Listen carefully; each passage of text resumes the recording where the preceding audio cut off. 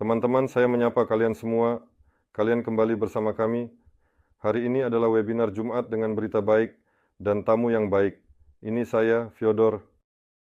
Perlu diperkenalkan, kalau saya tidak tahu semua orang sudah mengenalnya. Mitra internasional kami yang luar biasa dari perusahaan Solar Group telah mendarat di semua negara, mewakili kepentingan baik perusahaan maupun perusahaan teknologi. Proyek yang kami kembangkan, Andrei Lobov. Apakah Anda sudah melihat video-videonya? Andrei, sapa mereka. Selamat siang. Sangat menyenangkan berada bersama kalian di Moskow. Karena saya sudah sebulan di Cina, saya merindukan kalian. Saya ingin memeluk kalian semua. Ya, teman-teman, kalian pasti sudah melihat video di Cina, bagaimana Andrei, dia di sana dengan misi untuk sebuah proyek. Saya sudah menceritakan dengan misi untuk proyek mesin, dengan mesin listrik.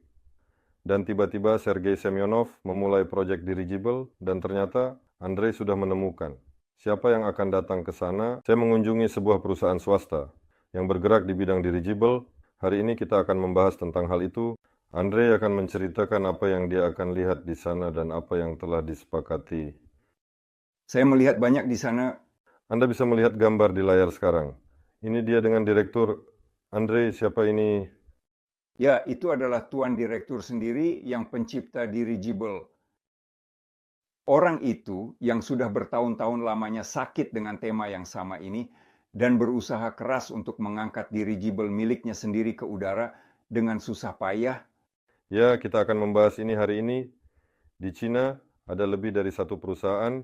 Andrei akan menceritakannya. Dia telah melakukan penyelidikan spionase yang mendalam, spionase teknis. Ya, dan Anda juga mungkin sudah melihat hari ini Pavel Filipov bersama Ivan dari Jerman dan Gilles Weber dengan mitra nasional kita yang sedang berada di kota Friedrichshafen. Mereka hari ini sedang terbang dengan dirigible. Sekarang mereka berada di museum dekat tempat di mana mereka terbang saat ini. Di sana mereka berjalan di aula mantan dirigible Count Zeppelin. Dirigible yang telah melakukan sekitar 100 penerbangan dari Eropa ke Amerika tanpa kecelakaan sebelum akhirnya dibakar dengan cara yang tidak pantas. Namun, mereka sekarang ada di sana. Dan siap untuk siaran langsung, berbagi emosi tentang apa yang mereka alami di dirigible dan apa yang mereka lihat di museum. Sekarang mereka sedang mencari tempat, dan kemungkinan besar kami berharap mereka akan siaran langsung dari Count Zeppelin dan kita akan mendengarkan. Tapi kalian mungkin sudah melihat lingkaran-lingkaran itu, saya juga sudah melihatnya. Dirigible terlihat keren lagi. Saya teringat kami berada di Jerman 3 tahun lalu. Kami terbang, sensasinya tidak bisa diungkapkan. Hari ini kami lebih kurang memperkirakan, menghitung berdasarkan harga baru, berapa sebenarnya pendapatan dua dirigible ini, dan ternyata itu beberapa juta per bulan, sekitar 2 juta dolar hanya dengan pengoperasian satu alat. Mereka memiliki dua alat pariwisata dan itu tidak terlalu besar, tidak terlalu ekonomis, dan tidak terlalu modern. Tetapi secara umum, Pavel pergi dan sekali lagi meyakinkan bahwa semuanya di sana mahal, kaya, bisnis mereka berkembang, semuanya baik-baik saja, berarti kita akan lebih baik lagi. Tepat, kita pasti akan lebih baik. Ya, omong-omong, sementara kita menunggu Pasha, orang-orang Cina juga ingin berwisata. Ya, teman-teman, inilah yang paling menarik. Saya telah belajar banyak tentang dirigible. Tentu saja, saya ingin menceritakan secara rinci. Apakah ada cukup waktu untuk itu? Di sini kota Xi'an terletak di Provinsi Shaanxi. Ini adalah provinsi, agar Anda mengerti di mana terletak tentara terakota. Ini adalah museum yang sangat besar, di mana mereka menggali pasukan tanah liat ini, di mana singkatnya apa intinya, di sana ada pariwisata. Ketika saya diberi angka tentang pariwisata, saya bahkan tidak bisa mengulangnya sekarang. Angka pendapatan dari pariwisata di Cina saat ini hanya sebanding dengan pariwisata dunia saat ini juga, dan ini adalah bisnis internal mereka. Dan tentu saja dirigible yang ditargetkan, khususnya perusahaan ini, di mana saya berada, dan dengan mana saya sangat serius dan akrab, ditujukan untuk mengembangkan bisnis pariwisata. Dan di sana Saya mengetahui bahwa saat ini perusahaan sedang menjalani sertifikasi, atau lebih tepatnya, mereka sudah melewati sertifikasi, tinggal mendapatkan dokumen dan membayar untuk itu. Artinya, pekerjaan kolosal telah dilakukan untuk membeli dokumen sertifikat hak pembangunan dirigible. Dan inilah, mengapa mereka fokus pada pariwisata, mereka memberikan saya angka, dan mereka sama sekali tidak memiliki pesaing. Mereka dapat menetapkan harga berapapun untuk perjalanan, untuk penerbangan dengan dirigible, yaitu untuk penerbangan dengan alat yang indah ini, dan harga tersebut akan selalu diminati, gitu. Artinya, harga berapapun akan diminati, bisa menetapkan harga sebanyak yang diinginkan dan dengan cara apapun, dan disinilah mereka ingin membangun bisnis mereka. Mereka tidak ingin terbang lebih tinggi dari 300 meter. Artinya, ini adalah rentang penerbangan di mana quadcopter dapat terbang. Artinya, dirigible dapat dibeli oleh individu swasta manapun dan terbang pada ketinggian tidak lebih dari 300 meter. Dokumen untuk mendapatkan dirigible seperti itu sebanding dengan membeli mobil.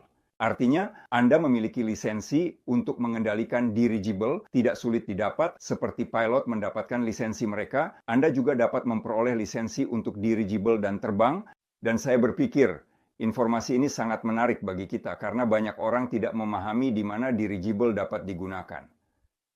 Nah, teman-teman, zona terendah 300 meter adalah pariwisata. Dan pariwisata ini menghasilkan miliaran.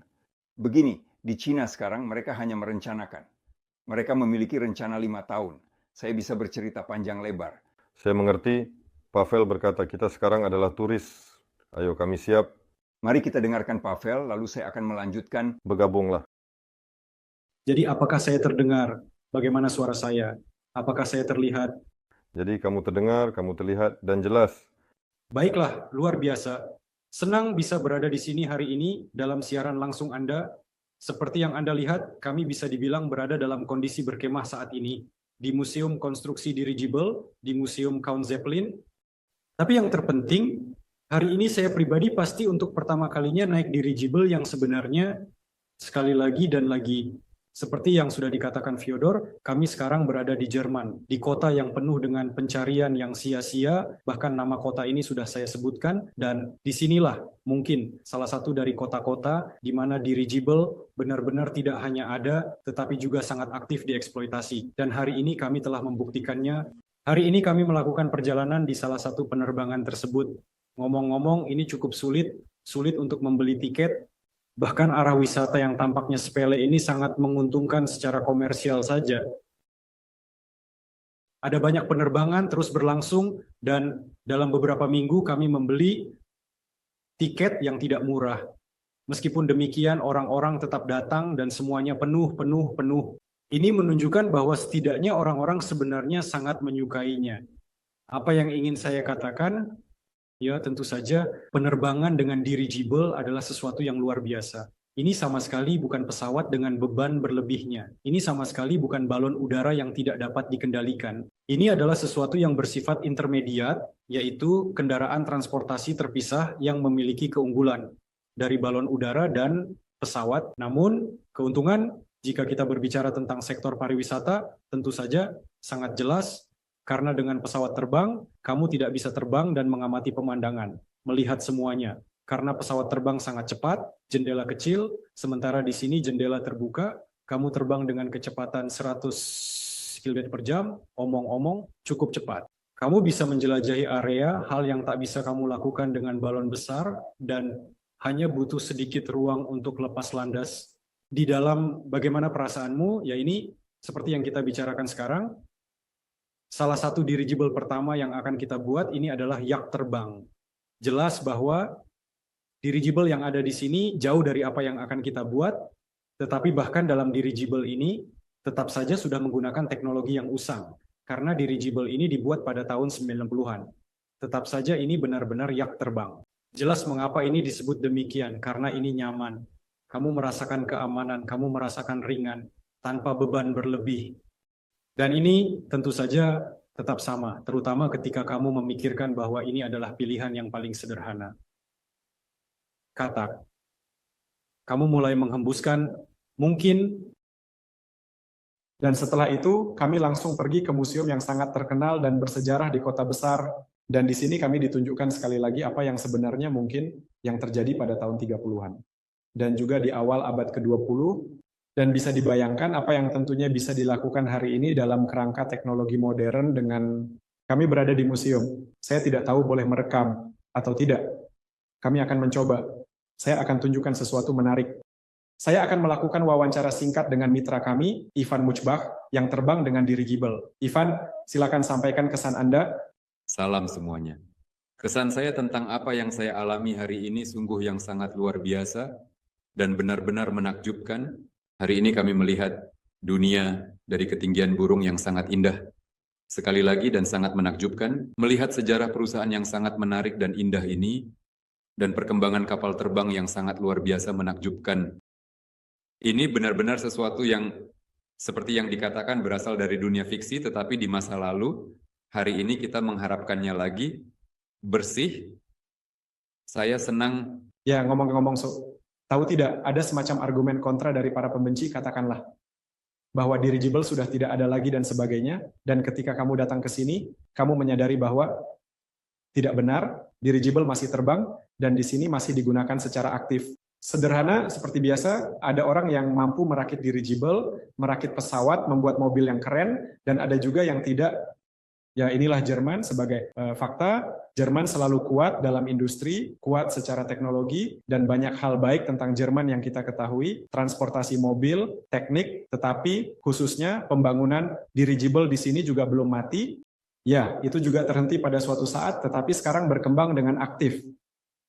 Ngomong-ngomong, kami merekam banyak materi, ayo lebih dekat. Saat ini kami berada di sini, di museum, dan baru saja mendapatkan informasi tentang bagaimana tema ini muncul yang sangat penting dan menarik. Dan yang paling lucu, seperti yang terjadi pada kami belakangan ini, dalam proyek-proyek kami adalah bahwa ketika kami mencoba mewujudkan sesuatu, orang-orang mulai berkata, Anda tidak akan berhasil, semua itu hanya khayalan. Jadi Graf Zeppelin pada masanya juga, seperti kita hari ini, berusaha untuk mewujudkan ide tersebut dengan baik. Dan dia membutuhkan waktu 8 tahun untuk dengan sangat mewujudkan ide ini sampai kapal pertama terangkat dari tanah. Selama waktu itu, dia diragukan di berbagai tingkat dan dari orang biasa hingga kaisar itu sendiri. Tetapi ketika kapal pertama terbang, kita memiliki situasi yang mirip, yaitu kebangkitan sesuatu yang lama, yang indah, menjadi sesuatu yang baru, dengan pandangan baru. Ini dimulai hari ini di sini, bersama kita. Menurut saya, dia mengalami sesuatu. Dan apa yang terjadi pada kita? Kami memiliki desainer Jerman, saya tidak mengerti, di sana ada yang menyumbang, orang-orang membantu dengan uang untuk bangkit kembali. Ya, itu juga ada, ya, ngomong-ngomong tentang itu. Kamu benar, tentang tindakan kerumunan. Ada momen seperti itu. Graf Zeppelin mengatur sebuah kapal besar dan ingin melakukan perjalanan yang tidak ke tempat yang jauh, tetapi mengelilingi Jerman. Dia pergi dengan Friedrich Afghan di Odense. Pada akhirnya dia tidak tahu mengapa dia selalu merasa kecil dan merasa tidak berdaya. Dia melaju dan berhenti di sebuah tempat di bawah Stuttgart karena dia mengalami sedikit masalah dengan mesinnya di sana. Dia mendarat di atas hutan yang sangat lebat, mengikat kapalnya ke pohon-pohon besar dan kuat, dan pergi mencari suku cadang yang hilang dan penting. Dia pergi ke Daimwerbens, yang kebetulan berada di wilayah ini, dan pada saat itu, sementara dia mencari suku cadang dan komponen, terjadi hembusan angin kencang dan hembusan angin kencang. Itu menggoyangkan kapal dan menabraknya ke pohon-pohon, terjadi kerusakan.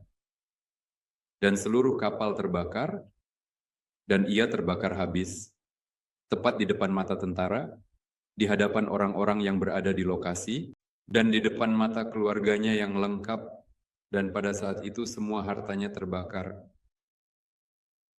Semua yang dia investasikan dalam pengembangan ini, jadi berdasarkan semua ini, orang-orang yang berada di tempat ini mulai menyumbang untuk pemulihan kapal ini yang sangat penting dan berharga untuk masa depan dan kelangsungan hidup, dan juga memberikan kontribusi yang signifikan untuk komunitas ini. Dan di seluruh Prusia sebanyak yang saya ingat terkumpul 6 juta. Raismar, seingat saya, dan itu sangat banyak. Ini video saat ini dihitung sekitar 40 juta euro. Berdasarkan ini dia membangun, apakah ini yang pertama? Ya, berdasarkan ini dia membangun.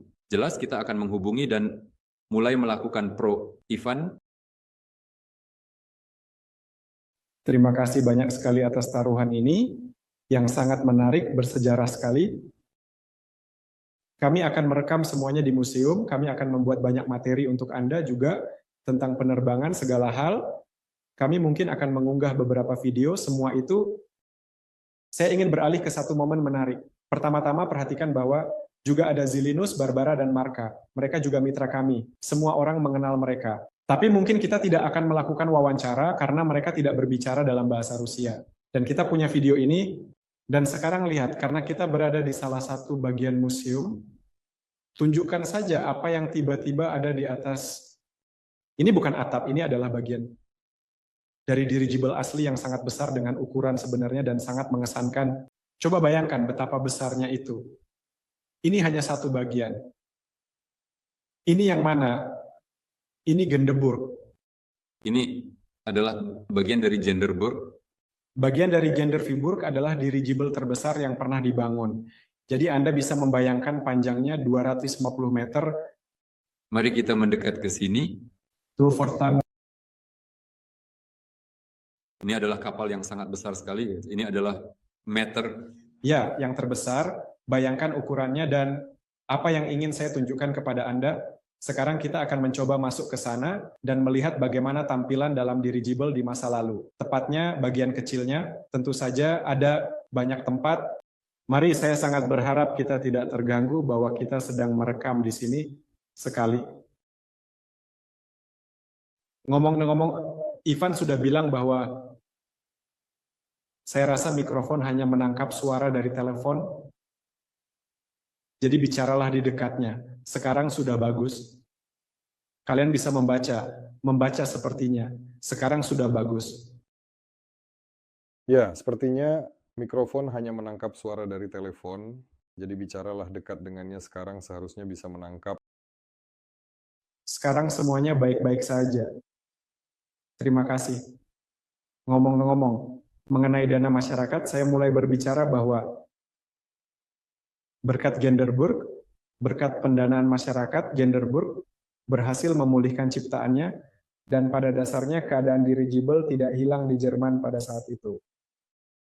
Di Uni Soviet juga ada situasi yang sangat mirip, karena untuk dirigible para pemuda Komsomol juga mengumpulkan uang dan surat kabar Komsomolskaya Pravda mengumpulkan dana tersebut. Ini juga merupakan bentuk pendanaan publik. Berkat ini di Uni Soviet juga muncul dirigible Komsomolskaya Pravda. Dan jika Anda mengunjungi Museum Kosmonautika di Kaluga, Anda akan melihat poster besar Komsomolskaya Pravda mengajak orang-orang menyumbang uang untuk pembangunan dirigible. Di sana tertulis organisir pengumpulan untuk dirigible Pravda. Ketika mengunjungi museum ini, kami juga berpikir mungkin ini adalah tanda bagi kami bahwa perlu mengorganisir pengumpulan ini. Jadi saat ini kami juga sedang menghidupkan kembali dirigible di Rusia melalui metode pendanaan kolektif. Lihat, sejarah itu siklis dan semuanya benar-benar terulang. Nah, mari kita masuk ke dalam dirigible terbesar yang pernah ada, yang sangat sebenarnya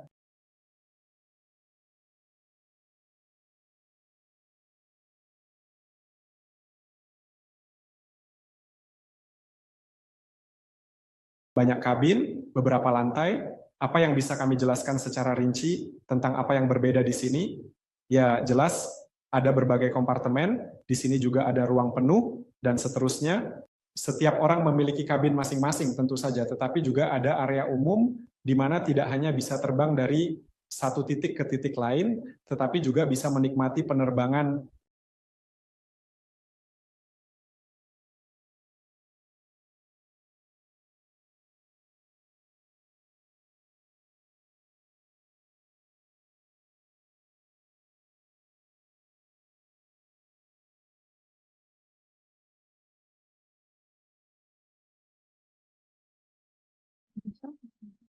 Mendengarkan ya tidak, ya harus bekerja, lihat ini, ayo tentang, dan sampai sekarang. Nah, ini mikrofon. Mari saya bisa melakukan seperti ini, tidak tahu. mungkin seperti ini lebih baik, mikrofon akan lebih baik. Tidak, mungkin saja.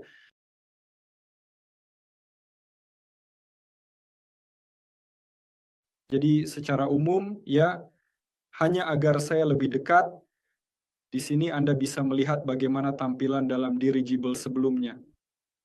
Apa yang kita lihat adalah sofa kulit yang lembut dan nyaman. Di sini ada berbagai meja dan kursi. Dan di sini Ivan, di sini mungkin orang-orang makan siang. Di sini juga ada piano. Di sini ada piano yang terbuat dari aluminium. Ini adalah zona yang sangat nyaman dan nyaman untuk para pengunjung.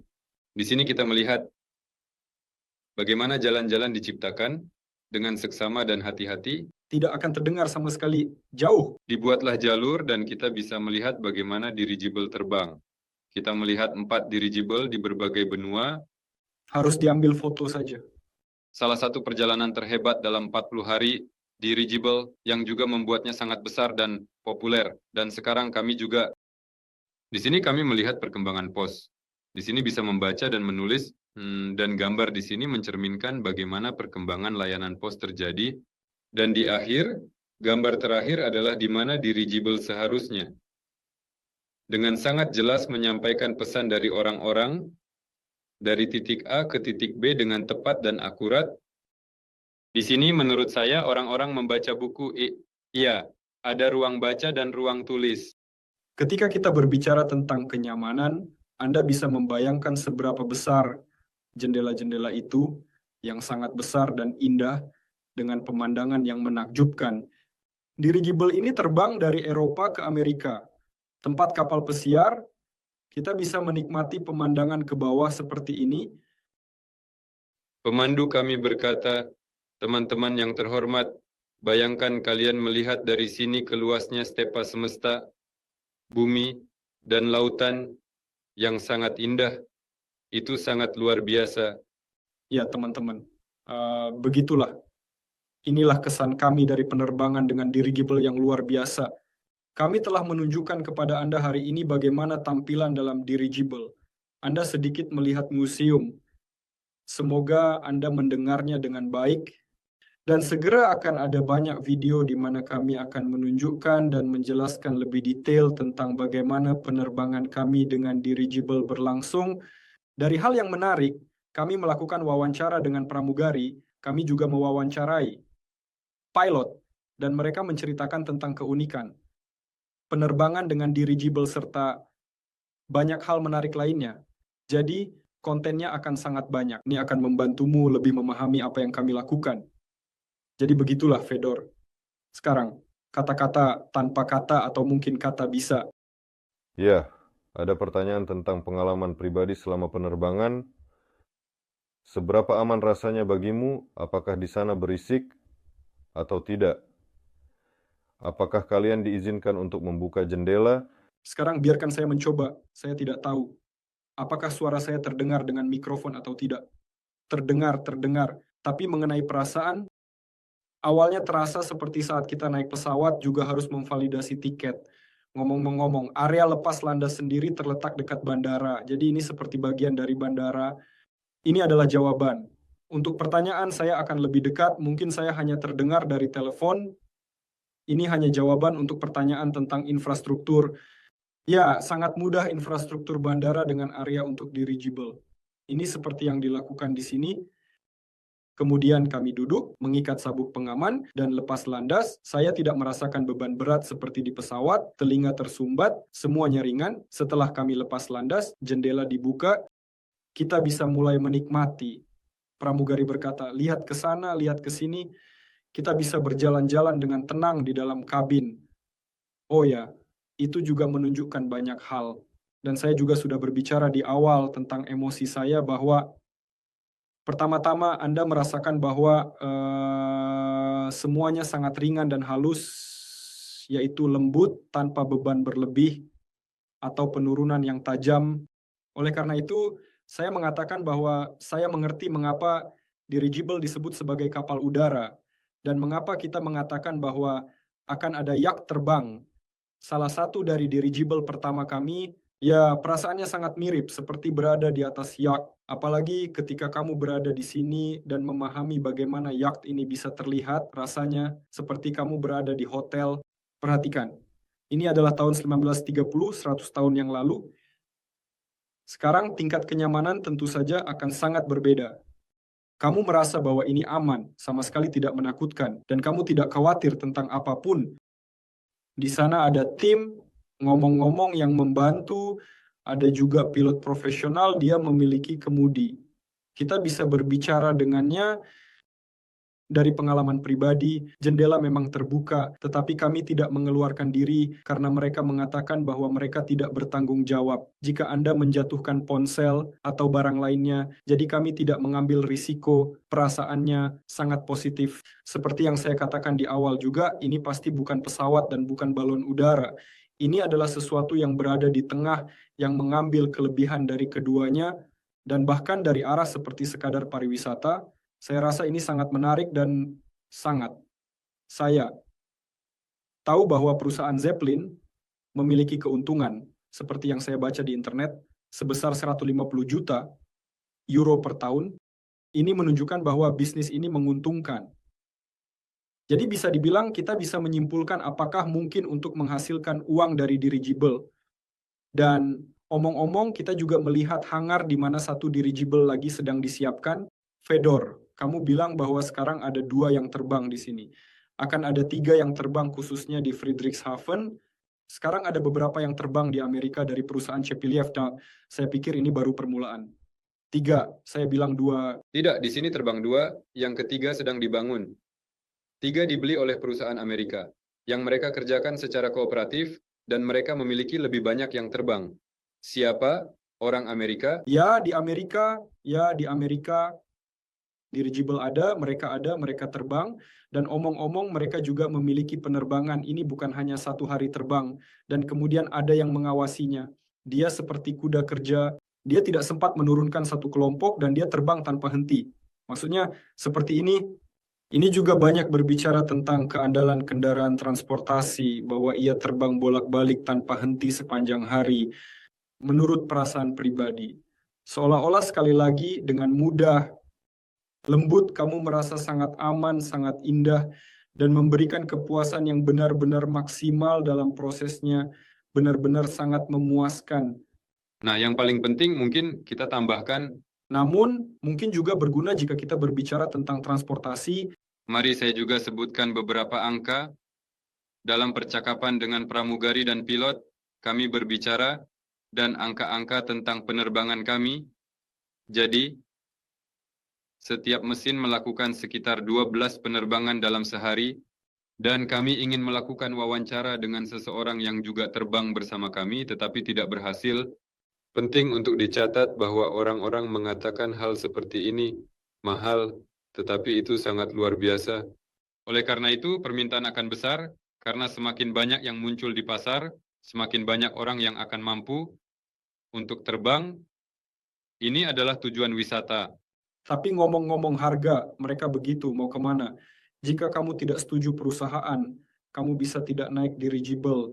Ini juga seperti itu, jadi mungkin kita bisa antara lain menurunkan biaya ini ketika jumlah massal muncul, jika kita membutuhkannya. Jika orang-orang setuju dengan harga seperti itu, jika tidak, kita akan menghasilkan uang. Ini adalah bisnis. Pertama-tama kita akan berada di tempat yang berbeda, di wilayah yang berbeda kan? Nah, di sana akan ada audiens yang berbeda. Namun, semua yang telah dikatakan sebelum kita sebenarnya memang ada. Saya setelah berada di sini yakin 100% bahwa bahkan jika ada di antara kalian yang skeptis terhadap dirigible, bahkan jika kalian menulis di sana, ya kadang-kadang ada yang menulis, ya di sana angin bisa menerbangkannya, yaitu, ya ini.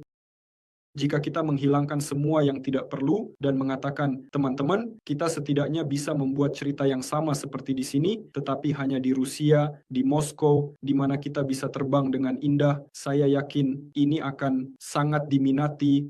Di sini seolah-olah ada bukti. Oleh karena itu, ini juga menarik bagi saya secara pribadi untuk memahaminya. Jika ada pertanyaan, kita bisa menjawab. Nah, kami juga ingin merekam museum di sini sekarang, berjalan-jalan, agar nanti di video Anda bisa lebih mengetahui tentang semua yang telah kami ceritakan hari ini. Bagus, Pas. Terima kasih. Tidak ada pertanyaan. Sebenarnya saya pikir Anda akan menjelaskan semuanya secara rinci dalam video, sementara kami dengan Andre akan melanjutkan baik tentang pariwisata, dirigible, maupun tentang China. Jika dua perangkat kecil seperti itu di Jerman dapat menghasilkan uang sebanyak itu dalam setahun, maka kamu benar mengatakan bahwa di Cina, dengan arus turis yang besar dan perangkat yang lebih besar, lebih canggih dan lebih modern, mereka akan menghasilkan lebih banyak daripada di Jerman. Jadi angka ini yang mereka sebutkan kepada saya sedikit kurang menjelaskan. Mereka memiliki sosialisme seperti yang kita miliki, mirip dengan sosialisme itu, tetapi sedikit terkapitalisasi. Artinya mereka diizinkan memiliki kepemilikan pribadi atas alat produksi, yang pada zaman kita saat ini sangat dilarang. Namun, rencana 5 tahun, ramalan-ramalan ini masih ada pada mereka. Kami juga merencanakan akan memproduksi 1 juta mesin dalam 5 tahun, dan kami melakukannya. Di sana mereka rencanakan di China, mereka melakukannya, dan tanpa alasan, di China ada 3 perusahaan lagi. Apakah kamu tidak keberatan? Bicaralah. Di Cina ada 3 perusahaan yang sudah memproduksi dirigible. Mereka sudah ditutup. 2 diantaranya saya tidak tahu. Tidak ada yang pernah melihatnya, tetapi 1 pasti sudah terbang. Menarik, Viktor Arestov melihatnya. Jadi dirigible ini dilihat oleh Viktor Arestov sehari sebelum kedatangan saya. Dia hanya merekamnya kamera dan menunjukkan kepada saya, ini adalah dirigible tanpa tanda pengenal. Artinya jelas bahwa ini adalah pengembangan militer yang dibiayai oleh negara, dan perusahaan ini tempat saya berada, ya itu di Xi'an. Bermimpi mereka ingin memproduksi dirigible sepanjang 85 meter. Sepenuhnya listrik, mereka sudah menghitung baterai, mereka sudah memiliki motor listrik, tetapi mereka tidak memiliki yang paling penting, mereka tidak memiliki uang. Mereka telah menginvestasikan semua yang mereka miliki. Mereka menginvestasikan sekitar 200 juta yuan. Untuk pengembangan pertama, dirigible berukuran 66 meter dengan diameter 12 meter. Dan sekarang uang mereka sudah habis. Artinya jumlahnya besar dan Anda tahu mereka menghubungi kami dengan permintaan untuk membiayai proyek mereka. Ya, saya tidak tahu bagaimana ini akan terlihat. Bekerja dengan Cina sangat sulit. Mereka memiliki peraturan perundang-undangan sendiri. Tapi inilah tema dan permintaan. Ya, mereka sudah melangkah cukup jauh. Mereka telah mencapai sertifikat.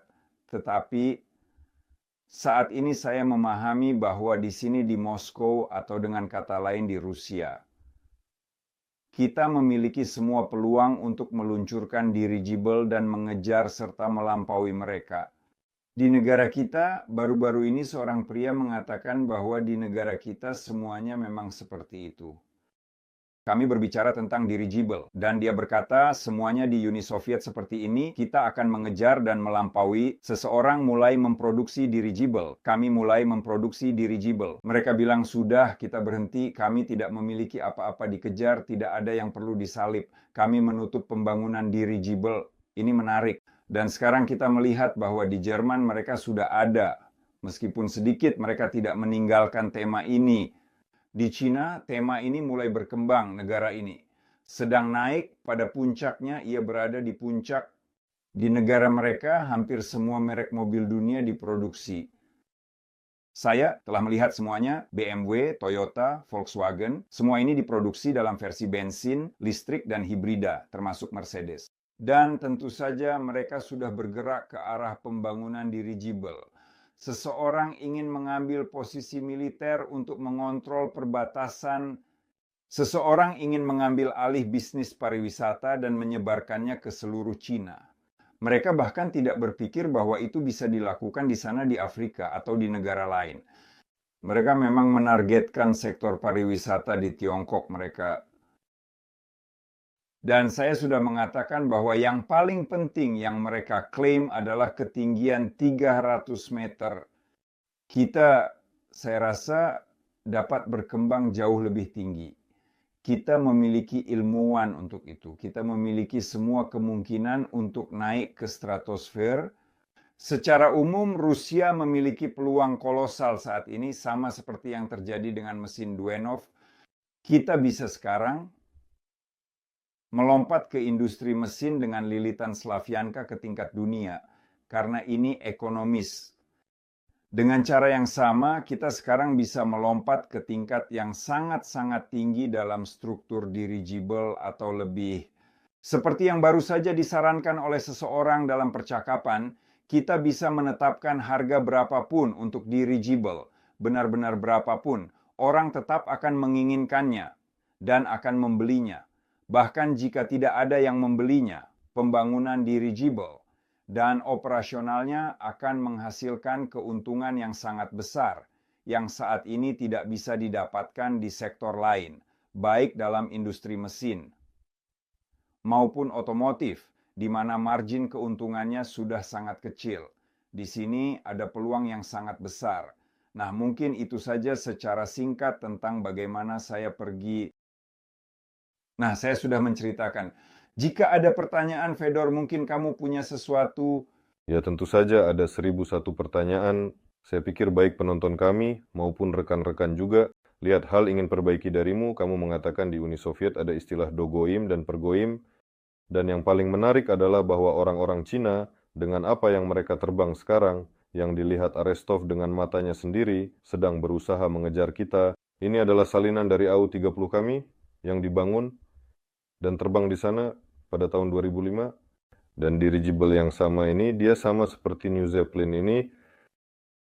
Artinya pada kenyataannya, negara kita setara dengan yang lain. Hanya saja saat ini kita tidak berbuat banyak, mereka mengejar kita. Dan kita tidak akan membiarkan mereka mengejar dan melampaui kita. Sebuah pernyataan yang sangat tepat. Teman-teman, saya baru saja teringat ketika Fedor mulai berbicara saat saya berkomunikasi dengan Tuan Direktur untuk keempat atau kelima kalinya. Ketika kami sudah memiliki hubungan yang saling percaya, ketika kami sudah beberapa kali duduk bersama sesuai tradisi Cina di restoran, dia mulai menceritakan hal seperti itu. Ketika mereka masuk ke dalam bangunan dirigible, itu terjadi bertahun-tahun yang lalu dan mereka belum bergerak jauh, jadi mereka tidak memiliki apa-apa, tidak ada dokumen apa yang harus mereka lakukan.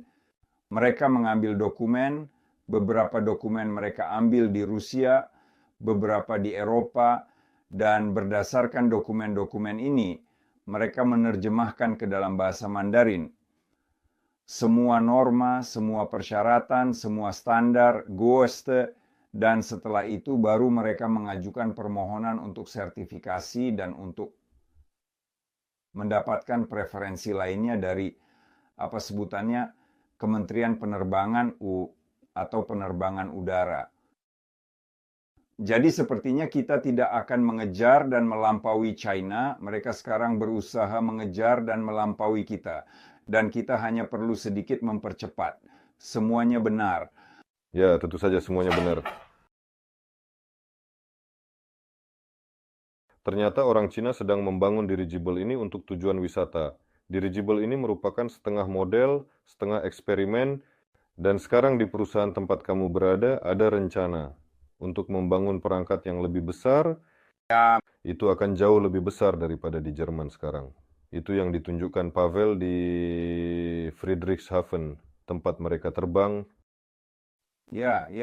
Jadi apa tugas yang dihadapi Cina saat ini? Saya rasa kita semua tertarik dengan segala sesuatu yang berhubungan dengan dirigible. Pertama-tama, mereka ingin meninggalkan zona tempat mereka berada dan masuk ke dalam kota. Mereka sudah menemukan lokasi di kota Xi'an. Ini adalah bekas ibu kota Tiongkok yang dulu. Disinilah tinggal kaisar pertama Tiongkok. Dahulu, mereka ingin pada dasarnya apa yang mereka pikirkan. Mereka ingin membuat dirigible di tempat di mana dirigible tersebut akan dioperasikan. Di pusat kota, yaitu di pusat kota Eling, dirigible sedang dibuat dengan teliti. Semua bahan mereka diproduksi di Cina, mereka tidak perlu mencari ke tempat lain.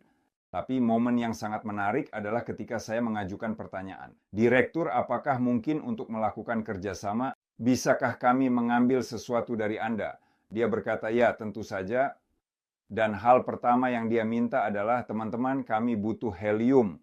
Kami membutuhkan helium. Di Rusia ada banyak helium. Saya berpikir tentang hal itu ketika saya tiba di Rusia. Kami baru saja berbicara dengan orang yang sangat menarik. Mungkin kami akan memperkenalkan Anda kepada dia. Jadi dia berkata, ya tentu saja kami dengan senang hati akan memasuk helium ke China, tetapi hanya dengan dirigible. Dan saya sangat menyukainya, sangat luar biasa. Maksudnya kami akan membuat dirigible dan menjual helium kepada Anda di dalam dirigible. Ini adalah tren yang sangat tepat untuk saat ini menurut saya. Ya, mungkin kamu belum mendengar, kami sudah sedikit membahas topik ini.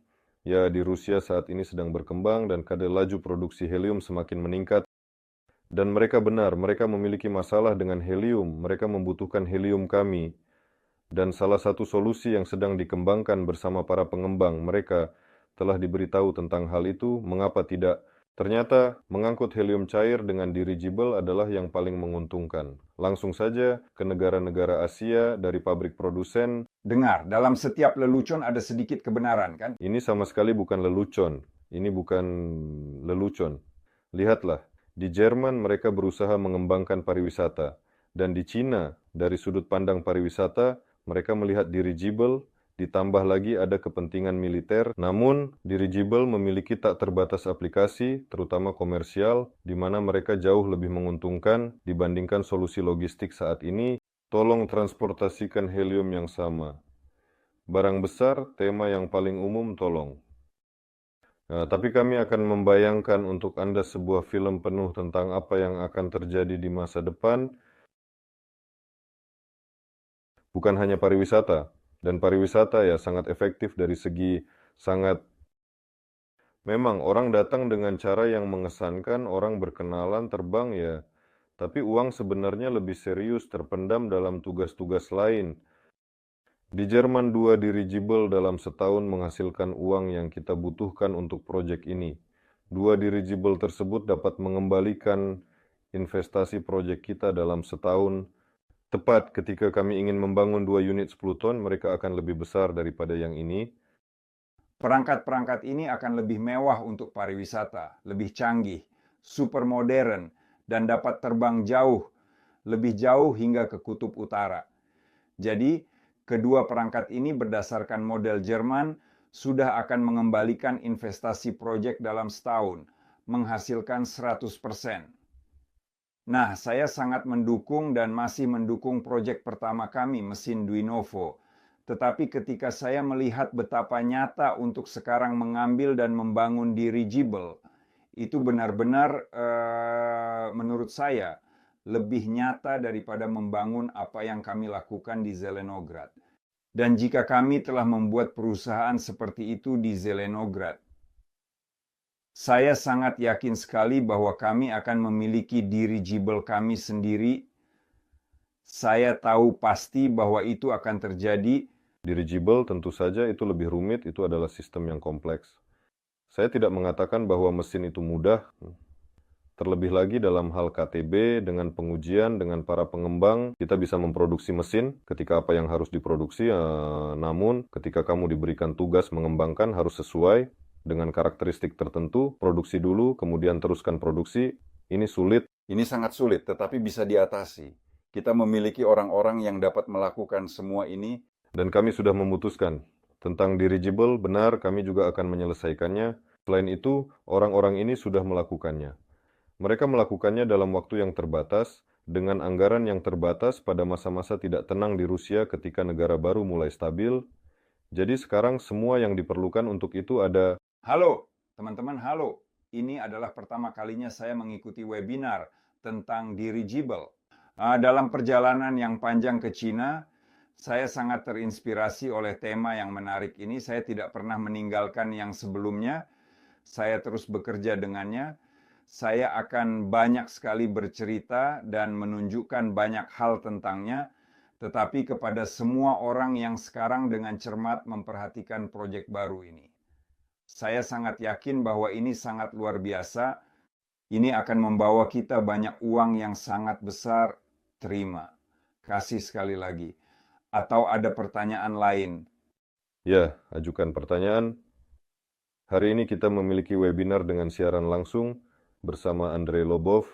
Kita bisa menjawab pertanyaan teknis di sini. Kita bisa menjawab pertanyaan apapun. gas apa yang digunakan oleh orang Cina, bukankah itu helium kita? Ya, itu benar sekali. Orang Cina menggunakan helium kami, maksud saya tidak tahu. Ada informasi bahwa Rusia sekarang melarang penjualan helium ke luar negeri. Tapi tampaknya mereka memiliki persediaan lama. Saya mengerti. Satu dirigible mereka diisi dengan helium kita. Ya, di sini langsung muncul pertanyaan bahwa helium lebih aman dibandingkan hidrogen. Apakah tidak mungkin untuk mencampurnya demi kepentingan dan manfaat? Ini adalah pertanyaan untuk Fedor, bukan untuk saya. Kami akan melakukan eksperimen. Ada pengembangan tentang pengenceran hidrogen. Ini adalah ketika aditif ditambahkan ke hidrogen agar menjadi tidak mudah terbakar. Ia tidak diisi dengan helium, tetapi dengan gas lain yang lebih murah. Kita bisa mencoba ini sendiri dalam kerangka laboratorium yang sudah ada, dan kita pasti akan segera menunjukkan ini. Sepertinya ada, ya, semacam campuran konsentrasi yang aman. Saya sebut persentasenya, faktanya. Kita dapat mencampur helium dan hidrogen. Ini sedikit murah dan angkatnya lebih besar, tapi ini tidak lebih berbahaya. Tapi saya ingin segera sekali menjelaskan semua ini dengan cepat, bahwa dirigible pertama akan menggunakan helium yang aman. Dan semua yang lainnya, sampai melewati sertifikasi khusus dan membuktikan keamanannya, tidak akan digunakan. Mengapa saya menentang hidrogen? Sekarang saya akan menjelaskan.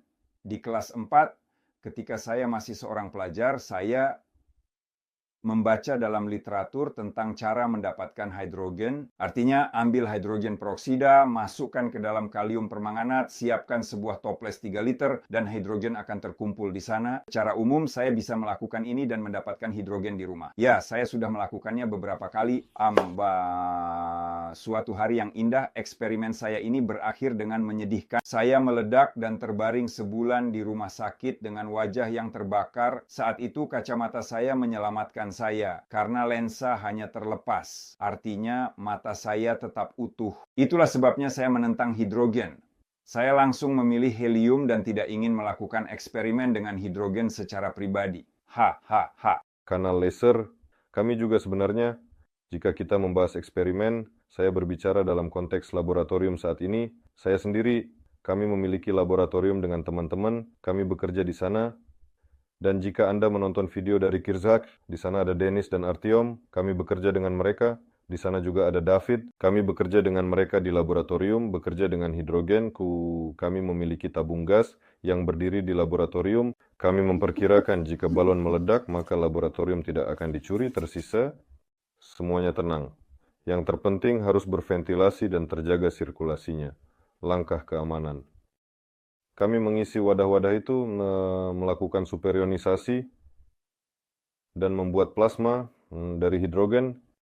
Ada satu kasus ketika kami tidak mengambil hidrogen dari balon untuk eksperimen, tetapi juga menemukan teknologi untuk mendapatkan hidrogen dengan cara yang sedikit berbeda, melalui aluminium dicampur dengan alkali. Kami mendapatkan tablet seperti itu dan dari situ mulai terlepas hidrogen. Kami memiliki sistem untuk mengumpulkan hidrogen itu dan itu tidak meledak. Ia meledak bukan karena ada api yang masuk atau apapun, tetapi karena tekanan yang sangat tinggi yang membuat sistem itu pecah. Sampai sekarang di laboratorium kami, plester dinding terkelupas karena bagian-bagian itu terbang kemana-mana. Alat berat itu berdiri di tengah ruangan pada saat itu, dan semuanya di sekelilingnya berlubang. Jam-jam di sana pecah, lukisan-lukisan tertembus, dan David berdiri di sana, hanya terkejut. Ya, ngomong-ngomong, ketika hidrogen meledak, rasanya seperti kamu mengalami gegar otak. Saya berasumsi bahwa tekanan tidak menciptakan hal seperti itu, nih. Namun hidrogen yang tertekan bisa meledak. Ini adalah benda yang berbahaya. Helium, dan hanya helium saja. Sekali lagi, ada satu tetapi, di stratosfer tidak ada oksigen, dan ketika perangkat stratosfer yang tidak berawak robot pergi ke stratosfer, di sana kamu bisa membakarnya, tetapi tidak akan terbakar, di sana tidak ada oksigen. Ini jauh lebih murah daripada helium. Dengar kami memiliki banyak helium. Di negara kami ada lautan helium, sungguh. Saya pikir jika kita menyediakan layanan pengirimannya, kita bisa mendapatkannya melalui barter. Baiklah, ada beberapa pertanyaan menarik lainnya yang saja. Ada untuk angkutan penumpang seperti gas, hanya helium. Dan secara umum untuk barang saya rasa, Ya, mereka mengonfirmasi, mereka menulis bahwa ini benar dan aman. Seberapa besar balon akan lebih banyak jika diisi dengan helium dengan karakteristik angkat yang sama. Di sana ada perhitungan. Semua bisa dilihat. Mereka adalah sekolah. Saya tidak begitu ingat. Ada sedikit perbedaan. Ya, tidak begitu menguntungkan untuk menggunakan hidrogen, sebanyak dengan risiko yang menyertainya. Justru karena ia dapat terbakar, ia dapat meledak, ia lebih mudah menguap dibandingkan helium, artinya ia difusi melalui lapisan dengan lebih aktif. Tidak ada peningkatan yang begitu besar dalam hal daya angkat, sepertinya bahkan tidak mencapai 10%. Jika ingatan saya tidak salah, Anda bisa mencarinya di Google. Itu lebih mudah. Tapi dalam hal ekonomi, ya hidrogen jauh lebih murah. saya bisa mendapatkan itu sendiri dan membuat alat yang terbang dengan hidrogen. Tapi ini berbahaya. Ya, mereka menulis topik saat ini tentang struktur negara, bahwa mereka sedang mengejar sesuatu. Di sini kami memiliki ilmuwan dan lain-lain, tapi saya tidak bisa membuka komentar lebih lanjut untuk membacanya. Begitu. Aplikasi V-Kontakte. Tangan terikat jika melihat ketika kamu membuka dinding di V-Kontakte di mana siaran langsung ini sedang berlangsung, komentar tidak muncul, tetapi ketika kamu membuka siaran langsung, mereka muncul di sini, tepat di atas siaran. Namun, kamu tidak bisa membaca komentar sampai selesai. Sementara kamu mencari komentar, saya bisa menambahkan bahwa di Cina, direktur tersebut dan para insinyurnya telah mengembangkan kabin yang terhubung langsung ke dirigible.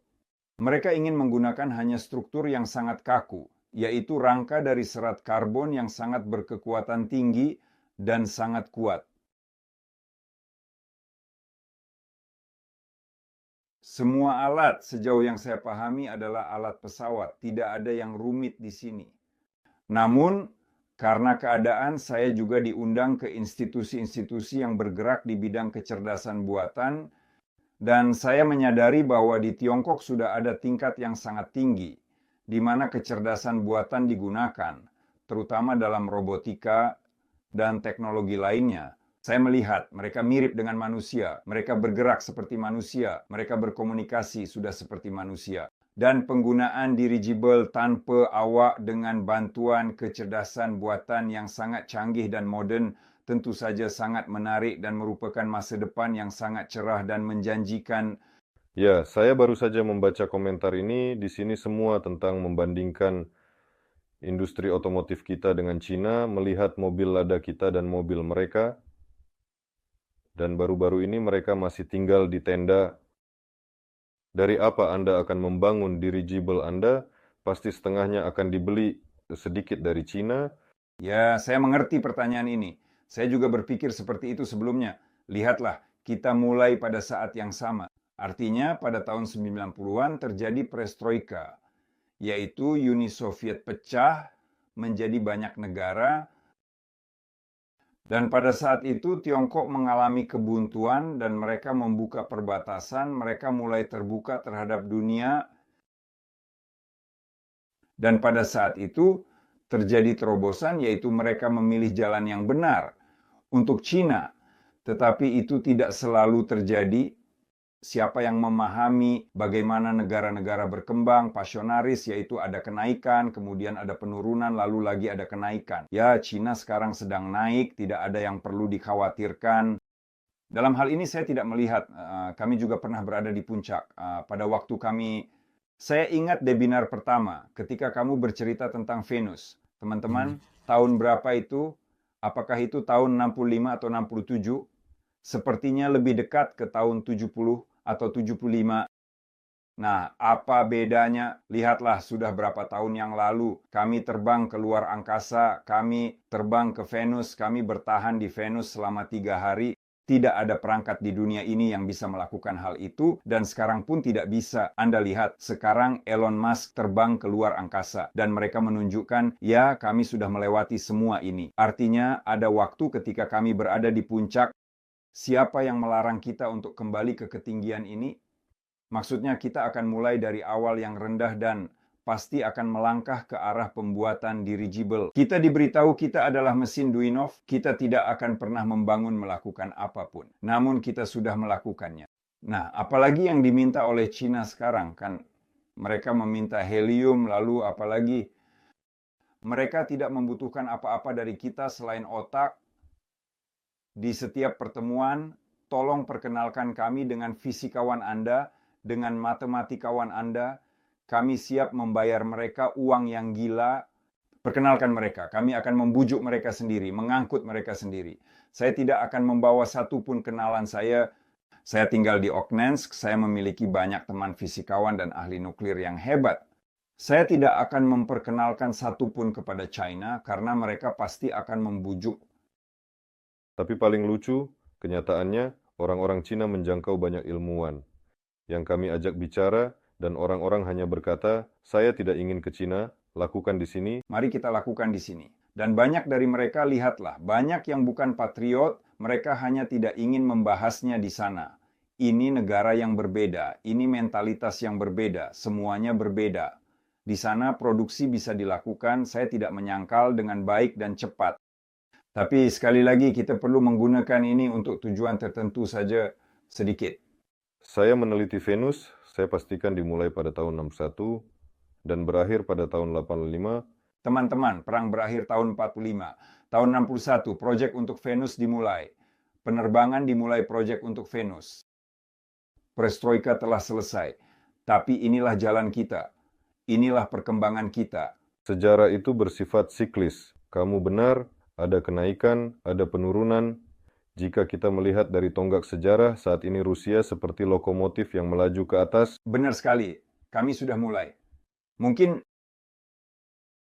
kami sudah terangkat dari permukaan. Ya, ada satu lelucon seperti itu. Saya tidak ingin mengatakannya. Tetapi entah kenapa itu dibicarakan. Di sana ada laporan, lihat grafik kami naik, semuanya baik-baik saja, dan di sana dijelaskan dalam urutan apa. Ketika kucing jatuh dari lantai 9, dia hancur seperti ini, lalu dia sedikit melenting. Apakah kamu sekarang berbicara tentang lompatan itu? Sebuah lelucon lucu, tetapi itu bukan tentang kita. Ya, semuanya benar. Kami memang jatuh dalam, tetapi kita tidak boleh putus asa. Mereka yang tidak pernah jatuh, tidak pernah bangkit. Atas, ya, apa yang ingin saya katakan lagi, yaitu tentang Cina. Apa yang akan kita beli di sana, apa yang menarik bagi kita. Nah, semua orang tahu bahwa negara kita dalam bidang elektronik ya tidak jauh, bahkan berada di dalam 20 besar mungkin pemain. Itu benar. Mereka sudah membuat chip sendiri. Artinya mereka sudah beralih dari Amerika. Tapi kami juga memiliki sesuatu, tetapi semuanya bekerja untuk pertahanan dan tidak ada gunanya bagi kami. Ya jelas, itu untuk pertahanan tentu saja ada, tetapi ya, dalam hal elektronik jelas bahwa kami tidak harus memiliki banyak bahan sendiri saat ini, dan produksi datang ke Rusia, dan orang-orang dari Cina dengan senang hati berbagi peralatan dengan kami untuk produksi dan kain khusus. Kami baru-baru ini menghadiri pameran Teknotekstil yang berlangsung pada tanggal 3, 4, dan 5 di Krokus, dan kami melihat bahwa bahan komposit di negara kami sedang berkembang. Ini adalah MISIS, universitas yang sangat baik. Anda bisa melihat apa yang mereka lakukan. Di Bauman University ada banyak departemen. Ya, tidak sepenuhnya diterapkan industri di sana, tetapi di sana ada kebutuhan untuk tugas tersebut. Kami memiliki tugas, teknologi ada. Tim yang dapat menguasai ini secara industri juga ada. Akses ke peralatan sepenuhnya tersedia. Namun pada kenyataannya kita sebenarnya tidak begitu bergantung pada pasokan eksternal. Lagi pula, berbicara tentang teknologi komputasi, chip, ada Cina, dan seterusnya. Ya, Cina, di sana Amerika memegang semua paten, dan Cina di sana mengendalikan semua produksi dengan Taiwan secara kondisional dan secara menyeluruh. Di negara kita baru-baru ini telah dilakukan, sekarang sedang berlangsung pemrosesan konten video. Semua konten video ini adalah digital, ia memiliki tubuh digital. Tubuh digital tersebut dimasukkan ke dalam kecerdasan buatan, dan dia mulai memprosesnya di sana dengan algoritma-algoritmanya sendiri dan mengeluarkannya. Namun, ada cerita yang sedikit berbeda. Dia tidak digital, dia hampir analog, dia kuantum, dia optik. Dan kami mulai membuat sistem komputasi dengan prinsip yang berbeda. Dan sangat mungkin bahwa dalam waktu 5 tahun ke depan, kita akan melihat teknologi yang sama sekali baru, mereka telah membuat semacam adaptor yang dapat memproses video secara langsung, yaitu video dan aliran yang berjalan, dan sistem kuantum kami memproses video tersebut, yaitu mengenali beberapa simbol yang ada di video, jauh lebih cepat daripada membuat kecerdasan buatan, yang sekarang digital melalui kartu grafis. Ya, dan benar-benar bisa terjadi revolusi dalam sekejap, dan kita akan mulai menggunakan prinsip perangkat yang sama sekali berbeda, dan sama sekali tidak bergantung pada siapapun, bahkan membantu pasar ini. Ya, tetapi tidak ada yang menghalangi kami jika kami membutuhkan bahan tertentu, tidak ada yang menghalangi kami untuk membelinya di sana. Saat ini belum ada hambatan yang serius, tentu saja ada yang mencoba melakukannya, tetapi saat ini tidak ada masalah. Dmitry Sergeyevich Kmel sedang menonton webinar kami sekarang dan memberitahu bahwa aerostat yang terbang ke Venus adalah pada tahun 1985. Dua aerostat mengirimkan data selama 74 jam pada tahun 1985. Diluncurkan dari Stasiun Antariksa Interplanet Vega. Terima kasih banyak atas informasi seperti itu. Ya, Namun aerostat itu terbang lebih lama lagi. Hanya saja data tidak lagi dikirimkan karena baterainya habis. nah teman-teman, ini dia sekalian ya deh. Teman-teman, tidak ada yang melakukan ini. Ada terobosan yang begitu kuat di zaman Soviet sehingga sekarang tidak ada negara yang bisa menutupinya. Apa yang dilakukan orang Amerika hari ini, mereka terbang ke suatu tempat kan. Tapi kita sudah melewati dan melakukan semua ini. Sayangnya kita terhenti, tetapi ini sekali lagi saya ulangi adalah jalan Rusia kita. Dan jalan ini lebih baik, cepat atau lambat kita tetap akan menjadi yang terdepan. Ya, tentang luar angkasa, yang saya ingat ketika Elon Musk pertama kali mengumumkan, saya akan mengembalikan tahap roket. Saat itu saya bekerja di GKMPC bernama Krunichev, dan kami mengembalikan tahapannya, seperti kami melihat pengembangan kami, Baikal tua. Kami juga memiliki yang ini, yang merupakan energi, roket itu mengeluarkan buran. Blok sampingnya mendarat kembali dengan parasut. Itu sudah terjadi saat itu. Setelah itu mereka mengembangkan Baikal, ini roket yang diluncurkan oleh Elon Musk, kemudian turun kembali menggunakan mesin yang sama. Kami memiliki sedikit lebih sederhana, sayap berputar terbang seperti di lapangan terbang, langkah-langkah terbang, semuanya ada. Saya akan memberitahu. Sederhananya tidak ada tugas untuk mereka. Para perancang sudah melakukan ini. Tentu saja. Teman-teman, saya akan memberitahu kalian sedikit lebih banyak. Di taman kanak-kanak saya memiliki pompa dan roket. Jika hanya mengisi roket ini dengan udara, ia akan terbang sejauh jarak yang kecil. Namun jika ditambahkan air, maka ia akan terbang jauh lebih tinggi. Kami sudah meluncurkan roket ke luar angkasa sejak kecil. Omong-omong sangat menarik kemana tradisi seperti itu berasal saja, dan juga mungkin Anda melakukannya di masa kecil dan sekarang orang Amerika sangat menyukainya. Sedangkan di sini Seolah-olah kita tidak mengalaminya. 50 tahun yang lalu. Saya tertawa. Mungkin kita benar-benar 50 tahun lebih maju, hanya saja kita tidak memahami sesuatu. Semua orang bilang bahwa kita tertinggal. Teman-teman, saya ingat seberapa jauh kita melangkah. Saya sudah sangat tua. Berapa umurmu? Saya tidak ingat. Ya, benar. Sekarang saya ingin membuka V-kontakte, tetapi semua komentar ini akan hilang lagi.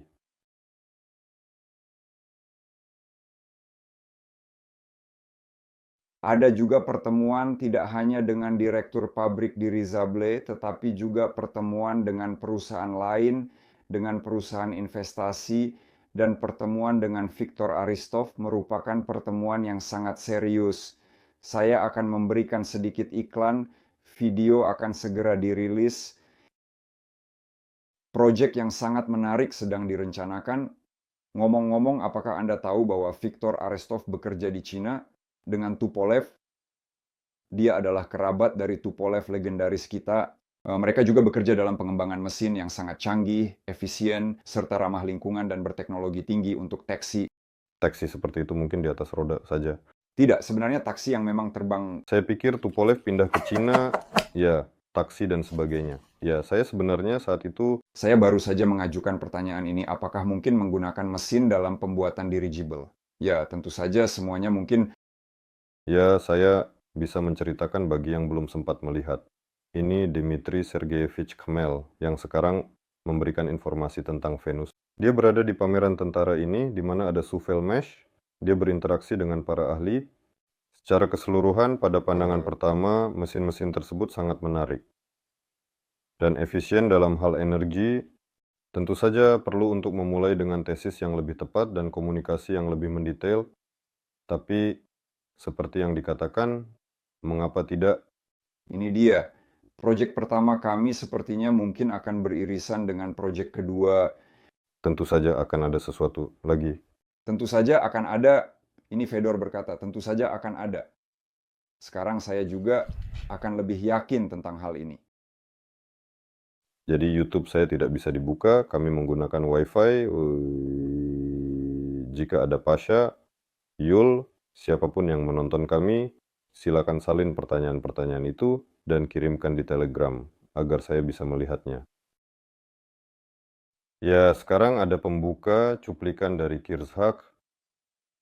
Sebenarnya kami sekarang mulai merekam banyak hal, serangkaian video, baik yang eksperimental maupun yang memperkenalkan bahan-bahan serta gas dan lain-lain dan sebagainya, dan dengan berbagai sistem teknologi lainnya, dan segera akan dimulai pengambilan gambar khusus untuk perangkat stratosfer dengan cepat. Apa yang kami lakukan saat itu dengan Dmitry Sergeyevich Kmel duduk dan bercerita sedikit di webinar. Sangat menarik sekali. Benar-benar Peluncuran akan dilakukan bulan ini. Semua detailnya akan disampaikan nanti. apakah kita melihat ini sekarang? Ya saja kan, ya.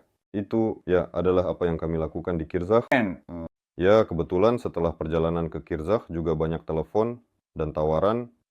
Seperti di sana mereka memiliki sebuah gudang kecil. Lihat, di sana dari pabrik lama ada ruang besar, 100, 200, 300 meter ruang kosong. Saya pikir di negara kita tidak ada gedung-gedung besar. Akhir-akhir ini mulai muncul informasi tentang gedung-gedung yang lebih dari 200 meter. Dan ukurannya seperti itu. Lebarnya 45 meter. Menarik. Ternyata di negara ini membangun bangunan seperti itu. Membangun, yang sudah berbicara banyak.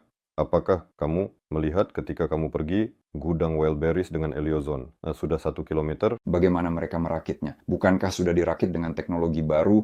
dia sangat pendek. Jelas, luas area. Nah, mereka tentu tidak membutuhkan ketinggian seperti itu. Ya, begitu. Andre, apakah kamu belum pernah terbang dengan dirigible? Nah, teman-teman, saya tadi melihat penampilan Pavel, saya melihat lingkaran-lingkarannya. Kalian tidak akan percaya betapa saya cemburu padanya. Nah, kami sudah banyak sekali berbicara dengan direktur yang ingin mengembangkan pariwisata. Dan saya membayangkan ini seperti ini. Ya, ini adalah kapal di dalam air kan.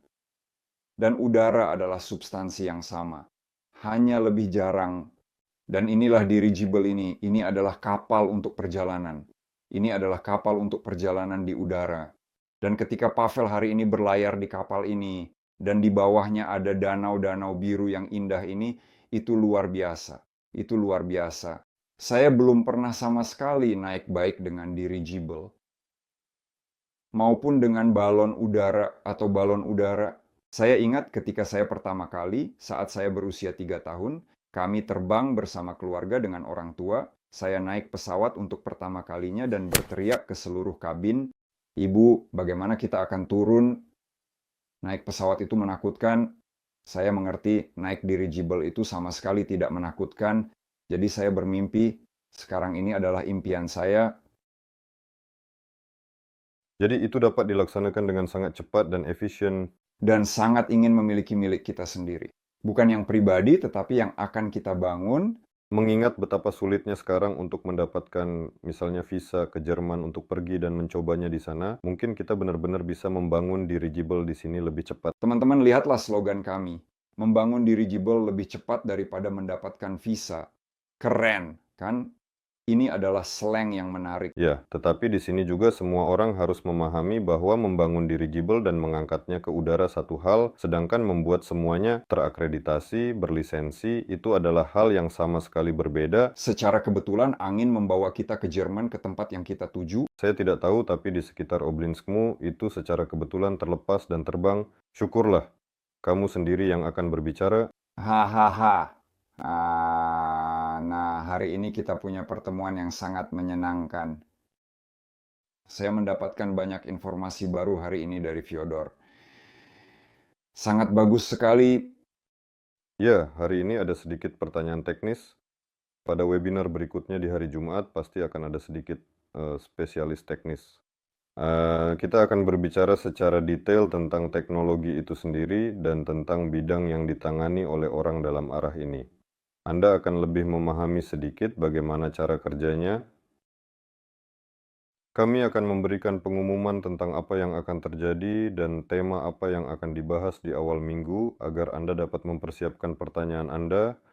Mungkin sudah ada video yang mungkin akan dirilis tentang tema ini, kita lihat saja. Mungkin secara keseluruhan proyek ini bergerak maju dan pertama-tama Anda mendukungnya, Anda datang melihat, kami melihat jumlah tayangan, video di YouTube kami sudah banyak yang ditonton, salah satu video sudah memiliki 55.000 tayangan. Wah, Kelas. saya iri. Di saluran baru itu ada 200 komentar, dan jika dibaca semuanya hanya mendukung, semua orang bilang itu keren. Hebat, pasti harus dilakukan.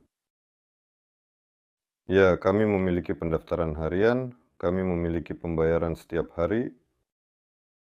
Orang-orang mendukung dengan uang, bukan hanya dengan suka, dan itu sangat keren.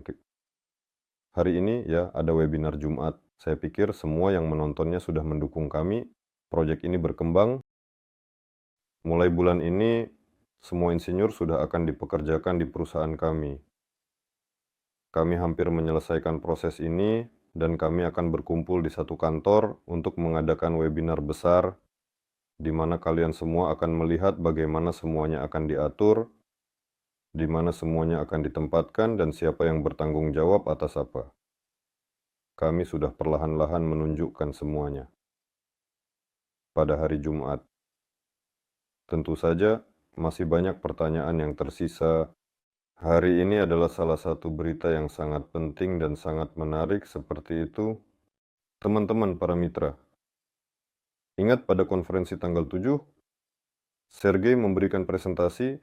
Dia berkata, ya, kami sedang mengurus sekolah penerbangan. Hari ini, Sergei mengirimkan kabar, mereka akhirnya mendapatkan sertifikat bahwa sekolah mereka sekarang sepenuhnya resmi terlisensi. Ini bukan sekolah pertamanya, tetapi ini adalah yang terakhir yang mereka bentuk dan ciptakan. Ini adalah sekolah swasta untuk pelatihan pilot, dan dia mengatakan, saya siap untuk mengembangkan metodologi dan materi ajar berdasarkan sekolah ini, mempersiapkan staf yang untuk dirigible pilot dan teknisi. Nah, mengenai pertanyaan apakah kita akan mengejar Cina atau sebenarnya kita tidak perlu mengejarnya, apa yang sekarang diceritakan Fedor, mereka masih dalam proses sertifikasi. Kami sudah memilikinya saat ini juga dengan segera. Ya, dan inilah Sergei mengirimkan scan. Dan gambar ini, dia bilang, sudah daftarkan diri Anda untuk pelatihan. Kelas quote. Ini berita yang menyenangkan, langsung saja. Hebat. Ya, juga banyak tawaran yang sebenarnya masuk untuk kerjasama, dan dari sudut pandang penempatan area produksi, yaitu di mana semua proses teknologi ini dapat dipadukan dan diintegrasikan. Dan begitulah, sampai sekarang kami masih benar-benar memilih jenis kemitraan, apa yang akan ada dengan tanah, apakah itu sewa atau pembelian. Saya pikir minggu depan kita sudah akan menyelesaikannya, bisa dibilang kita akan memainkan permainan ini sampai akhir dan memahami apa yang ada. Apa yang menurutmu sebenarnya lebih baik? Lebih baik tentu saja membeli tanahmu sendiri, itu milikmu dan kamu adalah pemiliknya di sana. Namun untuk proyek ini, idealnya ada suatu aerograd yang sudah beroperasi, di mana semua izin lisensi untuk penerbangan sudah ada zona penerbangan, dan semua perjanjian dengan semua administrasi sudah disepakati. Semua orang tahu bahwa ini adalah aerograd. Sepertinya mulai. Ya, datang kepada mereka dan berkata, kalian melakukan kegiatan. Mereka menjawab, ya, kami melakukannya. Apakah Anda ingin ada dirigible yang terbang di wilayah Anda? Dan kita hanya masuk ke dalam kemitraan, mereka mengizinkan kita bergabung dengan perusahaan mereka. Dan kita mengajak mereka untuk bermitra dengan kita. Dan tidak ada yang membayar apapun secara kondisional. Bagi mereka, ini adalah titik tarik, ini adalah investasi dan seterusnya. Juga perkembangan Bagi mereka ini iklan, sedangkan bagi kami ini kesempatan. Sebenarnya ini benar-benar luar biasa betapa hebatnya peluang yang ada. Jika di aerogradmu mulai dibangun hanggar modern dan mengangkat dirigible ke udara, aerogradmu tiba-tiba menjadi pusat perhatian semua orang, baik investasi, pariwisata, maupun perhatian dari berbagai pihak. Itulah sebabnya ada begitu banyak tawaran. Jadi itu akan berhasil. Gitu. Pasti, saya mengerti sudah banyak tawaran, tentu saja pasti. Ya, sangat banyak. Dan hari ini lagi-lagi yang baru datang. Dan kami tetap berpikir, baiklah sekali lagi, Kita harus mendarat kan. ya kita harus mulai memilih sesuatu. Sebenarnya kita tidak terburu-buru.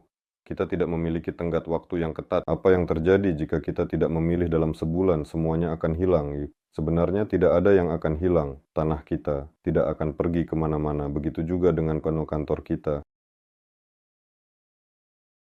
Biasanya terjadi bahwa apa yang menjadi milikmu pada akhirnya akan datang kepadamu. Pasti yang terpenting semua harus merasa nyaman agar tidak ada ketegangan selama momen-momen seperti itu. Ketika dipilih dalam kesibukan dan kekacauan, kita punya 3 pilihan, kita ambil yang ini. Itu adalah pilihan yang buruk. Pilihan baik ketika kamu memiliki 3 opsi, kamu tidak akan mengambilnya, mereka datang kepadamu. Kamu bilang tidak perlu, mereka datang, dan kamu berpikir, baiklah, mari kita pikirkan. Artinya, tidak ada kegaduhan. Mereka tidak pergi kemana-mana. Ini bukan solusi sementara, bukan keputusan yang diambil dengan terburu-buru. Dan oleh karena itu, ya, saat ini kita masih berada di awal, kita sedikit lebih mendalami pertanyaan-pertanyaan ini. Untuk melihat apa yang sebenarnya terjadi, semakin lama kita melihat, semakin baik dan lebih baik tawaran yang muncul. Saya ingat bagaimana Dmitri Alexandrovich memilih itu tidak cepat. Tempat di mana kami membangun, semuanya sangat terencana. Ya, semuanya berjalan dengan baik. Ya, di sini kita memiliki Sedikit lebih sederhana. Di sini lebih sederhana. ya, dengan dirigible lebih sederhana. Aerograd ini tidak begitu banyak dan semua kondisi sangat berbeda, sehingga pilihan hanya tersisa 2 atau 3, hanya tinggal sedikit lagi. Ada zona ekonomi khusus, banyak. Orang bertanya mengapa tidak di zona ekonomi khusus? Ada zona ekonomi khusus di wilayah Ryazan, Rusia, kluster penerbangan telah dibentuk di sana. Anda dapat mendaftarkan perusahaan sebagai badan hukum untuk mendapatkan insentif pajak dan lainnya, seperti insentif pajak tambahan, keuntungan lainnya, dan dukungan pemerintah untuk bisnis Anda. Kenapa tidak? Tapi itu bukan yang terpenting dalam proyek ini. Karena insentif pajak dan preferensi lainnya. Itu baik. Ketika kamu, seperti yang kamu katakan, margin keuntunganmu tidak begitu besar. Kami memproduksi mesin, itu penting. Memiliki tahun pajak, Sangat penting, kamu akan mendapatkan keuntungan yang baik seperti yang kamu bicarakan baru-baru ini dengan seseorang yang sangat keren. Dia mengatakan bahwa margin keuntungan dari sektor non-pemerintah adalah sedemikian rupa, bahwa berapa banyak pajak yang perlu dibayar, itulah yang akan kita bayar. Akan tetap ada banyak sisa. Lagi, ini saat penjualan. Eksploitasi di sana sama sekali berbeda. ya, perusahaan yang beroperasi dapat didaftarkan di zona ekonomi khusus. Mari kita lihat. Katakan, apakah mungkin untuk mendaftar di zona ekonomi khusus manapun agar di sana, tapi mari kita lihat teman-teman kita masuk ke dalam zona ekonomi khusus di Ryazan. Kami berkomunikasi dengan mereka. Zona ini cukup mudah. Kita perlu memahami dan melihat lebih lanjut. Tidak hanya ada keuntungan, tetapi juga kerugian. Saat ini kami melihat lebih banyak keuntungan. Kami tidak terburu-buru dalam hal ini. Namun kami terburu-buru dalam hal peluncuran perangkat ke stratosfer. Bulan ini harap tunggu dengan pasti. Apakah peluncurannya akan benar-benar terjadi? Ya, itu sebenarnya tidak sulit. Peluncuran perangkat ke stratosfer adalah hobi orang-orang yang sangat terlibat dalam pelaksanaan yang teliti proyek negara. Sungguh luar biasa ketika saya mengatakan di Cina bahwa kami bisa meluncurkan stratosfer, mereka terkejut. Nah, mereka sudah gila dan ada juga yang di Cina yang meluncurkan. Ternyata ada sesuatu yang sampai ke Amerika, ada semacam bola yang saat itu membuat Kriku dan Oru berteriak. Nah, ini bukanlah pilihan yang sama. Seperti ketika saya masih kecil, di mana kami meluncurkan balon meteorologi. Balon meteorologi adalah varian paling dasar, yaitu mengambil balon meteorologi dari lateks, mengisinya dengan hidrogen, mengikatnya dengan sistem parasut dan beban tertentu. Dan dalam 4 jam ia akan naik ke ketinggian di mana ia akan meledak. Dan dengan parasut yang dilengkapi pelacak, ia akan turun. Ini adalah hal yang sangat sederhana yang bisa dilakukan oleh siapa saja.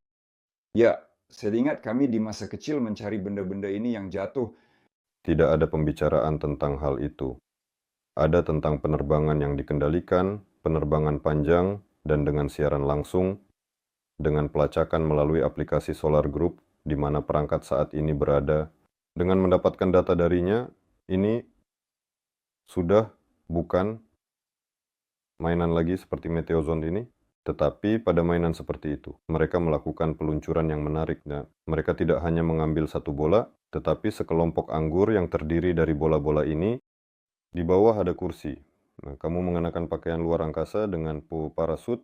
Saya pernah sekali melihat video seperti itu dengan jelas. Apakah akan melompat? Tidak. Saya akan tidak. Saya pasti akan. Awalnya tidak, tapi sekarang jika. Saya memang bermimpi untuk terjun payung. Saya kan pernah bertugas di Angkatan Udara selama beberapa tahun. Melompat. Nah, tidak terlewatkan dalam penglihatan. Saya mengerti. Saya maksudkan bahwa Meteozone adalah sesuatu yang bisa jadi hal yang sepele, tetapi juga bisa menjadi operasi khusus yang rumit untuk meluncurkan seorang penerjun payung yang akan melompat dari troposfer. Dan sekarang, sepertinya Konyukhov ingin melompat. Saya tidak ingat dengan tepat, tetapi untuk seseorang ini, operasi di negara kita sekarang sedang dipikirkan. Kami juga akan merekam semuanya, menunjukkan dan menceritakan siapa yang terlibat. Nah, singkatnya akan menyenangkan dan menarik.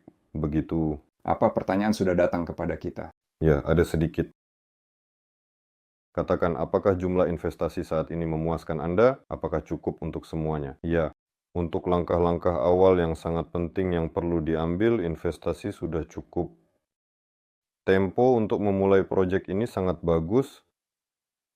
Jelas bahwa untuk pengembangan skala besar dibutuhkan ya dengan dinamika yang sama. Jika pendapatan dalam bentuk cicilan meningkat setiap bulan, dan ini adalah pendapatan utama, maka dalam beberapa bulan ke depan kita akan mencapai tempo yang sangat baik sekali dan itu akan cukup. Secara singkat saya jawab, ya cukup. Perusahaan baru sudah terdaftar. Jadi badan hukum di bawah merek Nova sudah ada, sudah terdaftar, sudah. Merek Nova yang saya sebutkan saja secara kebetulan sedang dalam proses pendaftaran. Mohon jangan daftarkan sebelumnya agar kami tidak perlu menjualnya kembali. Jadi berapa tahun sebenarnya untuk belajar menjadi pilot dirigible? Saya tahu dengan pasti bahwa itu nyata. Ya, sepertinya ini akan sangat keren. Bandara kita, ya benar-benar bisa belajar, tidak tahu berapa banyak. Saya bisa mengonfirmasi atau meminta Sergei jika dia sedang menonton webinar kami untuk menulis di chat, atau saya akan bertanya langsung padanya dan menulis sedikit kemudian. Kemungkinan besar lebih mudah untuk membuka Google dan melihat berapa lama pelatihan untuk menjadi pilot pesawat pribadi, kurang lebih sama dengan yang ini. Mungkin lebih cepat. Dan kita semua pasti akan belajar. Dan saya pribadi akan menjalani pelatihan ini, dan saya yakin 100% tentang Andre. Saya suka belajar, ya, ini hanya sebuah kebutuhan. Jika kita memiliki dirigible, semakin banyak pilot dan orang yang mengerti tentang hal ini, semakin baik. Antara Yekaterinburg dan pinggiran kotanya. Armiling Bandara, mungkin di sana mungkin baik untuk membuat basis dirigible. Ya, ini pertanyaan tentang basis, itu tidak akan sendiri, itu pasti. Kita akan memulai dari sesuatu, kami memilih posisi awal agar ini menjadi seefisien mungkin, secepat mungkin, dengan biaya yang rendah, dengan aman, dan seterusnya, dan seterusnya. Tetapi begitu MVP awal ini menciptakan sel, perusahaan induk akan sudah sukses secara komersial. Mandiri secara finansial, ya, dengan dividen dan sebagainya. Mulai saat ini, kami akan membangun dermaga dirigible di mana-mana karena itu adalah kebutuhan yang sangat penting di setiap wilayah. Baru-baru ini, Vitali dari Altai juga menulis di obrolan bahwa mereka sangat membutuhkan dirigible di sana. Mereka ingin mengembangkan arah pariwisata di wilayah mereka. Arus wisata meningkat dengan sangat pesat dan signifikan belakangan ini dalam beberapa tahun terakhir, dan mereka mengatakan kita membutuhkan dirigible untuk pariwisata. Kita mendesainnya dengan gaya Altai, dan mereka bersifat multinasional. Saya berpikir betapa banyaknya negara kita yang multinasional. Bayangkan di sana terbang mesin raksasa ini yang seluruhnya dihiasi dengan pola-pola nasional. Ya, dan ketika kamu masuk, ada gaya, masakan lokal, dan musik lokal. Itu sangat keren. Ya, kemudian ada pameran seluruh Rusia, dan juga serta semua dirigible dari semua wilayah. Bagaimana pesawat-pesawat ini, balon beroperasi di Turki, betapa indahnya itu. Kita memiliki kesempatan untuk melakukan hal yang sama dengan dirigible. Negara ini sangat besar. Saya benar-benar percaya berkeliling negara kita hanya mungkin dengan dirigible. Nah, bagaimana dengan Plataputarana ya? Siapa yang pernah ke Plataputarana? Di sana hanya ada beberapa orang. Dulu, untuk bisa pergi ke sana dengan helikopter perlu mengajukan permohonan di Saint Petersburg, di institut. Dan kemudian terbang dengan helikopter. Teman-temanku datang selama 20 menit. Seseorang di sana patah kaki, mereka langsung kembali. Nah, ketika kamu bertanya teman-teman, apa ini? Di sana mereka bilang, ya ini kan luar angkasa. Ini adalah tempat yang tidak dimiliki oleh siapapun di dunia. Di sana ada air, di sana ada danau, di sana ada cadangan, di sana. Nah, di dunia ini tidak ada cadangan air seperti di dataran tinggi Putorana kan, batu-batu basal ini, gunung-gunung. Dengan apa kita akan terbang ke sana? Bayangkan ada 4-5 dirigible yang mengelilingi papan itu saja. Mereka tidak akan terlihat betapa besarnya itu. Ini lebih besar dari Prancis mungkin. Nah, dan ada banyak tempat seperti ini di Rusia. Nah, dan saya percaya bahwa bepergian dengan dirigible, menggunakan dirigible untuk tujuan damai, tentu saja adalah pariwisata. Itu adalah hal pertama yang terlintas di pikiran. Ya, memang benar, mengejar uang itu jelas saja komersial dan segala hal itu satu hal, tetapi melakukan sesuatu untuk jiwa itu. Jadi ini bergerak lebih cepat. Ketika saya perlu melakukan sesuatu yang harus dilakukan, ketika mereka bilang, Andre ini harus dilakukan, saya melakukannya dengan satu kecepatan. Tetapi ketika mereka bilang ini harus dilakukan, dan saya menginginkannya, maka saya melakukannya 4 kali lebih cepat. Oleh karena itu, saat ini saya sangat tertarik dengan ini. Saya pikir ini akan berjalan dengan sangat cepat. Dan banyak orang ketika melihat bagaimana kami bergerak akan bergabung dengan barisan kami, para pemimpi, seniman, para perancang terbaik dunia, fisikawan, matematikawan. Perusahaan diri Zabli akan mengumpulkan semua yang terbaik. Luar biasa. Jadi ada beberapa pertanyaan yang mungkin sebenarnya berasal dari YouTube. Apakah mungkin meluncurkan satelit dari balon udara stratosfer? Ya, satelit ringan dapat diluncurkan dari balon udara stratosfer seperti ini contohnya. Ini akan berfungsi sebagai platform sementara, dia akan naik ke sana, melepaskan roket padat ringan agar satelit dapat terbang ke luar angkasa. Satelit perlu dipercepat hingga kecepatan linear tertentu pada sudut tertentu, maka ia akan mencapai orbit tertentu. Pendorong untuk satelit diperlukan dalam bentuk roket, tetapi ia akan lepas landas dari stratosfer dan teknologi semacam itu sudah dikembangkan. Tentu saja ini bisa dilakukan. Jika perlu, hanya balon udara stratosfer, ia menjadi satelitnya sendiri. Ia dapat membawa semua peralatan dan melaksanakan tugas. Jika ini diperlukan, maka jawabannya adalah ya bisa. Halo, bisnis dengan dirigible, izin penerbangan udara bermasalah, berapa persentase dialokasikan, ada perhitungan. Jika kita mengambil aerograd yang sudah disiapkan, bisa dengan lapangan terbang, bisa dengan lapangan terbang percobaan, maka semua izin sudah ada dan ini hanya berdasarkan kesepakatan dengan pengawas terdekat, hampir seperti pengawas kita sendiri, bahwa kita lepas landas, terbang. Untuk ini tidak diperlukan izin. Jika kita mengambil tanah pertanian baru dan mengubahnya menjadi penggunaan yang tepat, disitulah semua izin itu mulai diperlukan. Ini panjang, mahal, dan menyakitkan, dan kemudian muncul nilai yang nyata dari semua operasi ini.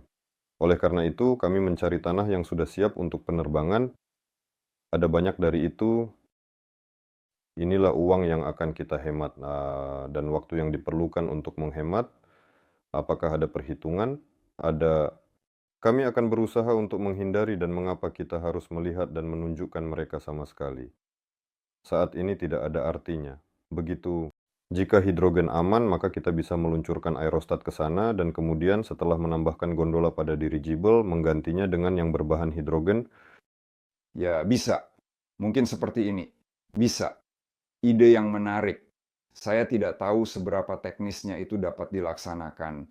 Tentu saja semuanya perlu dihitung, diperhitungkan dan sebagainya. Dan logika pemikiran ini benar, hidrogen bahkan ketika naik ke stratosfer dengan pesawat tetap saja diluncurkan dari bumi dan di sini ada oksigen, jadi tetap saja berbahaya. Jadi kamu meluncurkan pesawat tanpa awak dari sini, dia terbang ke sana dan kamu terbang di atasnya dengan helium.